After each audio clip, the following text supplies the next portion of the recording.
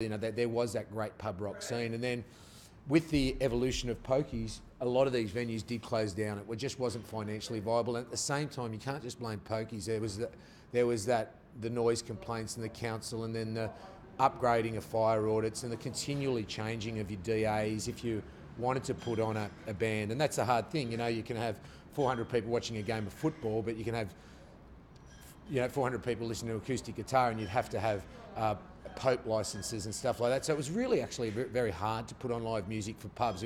The easier option was to go to the poker machine. So that scene died, and at the same time, you know, sort of like the drug culture of Sydney, sort of from my point of view, the drug culture or the dance culture really kicked in. So people were taken away from live music and much more listened to a lot of house music, and that was much more nightclubs than pubs. So that changed the whole pub rock sort of scene.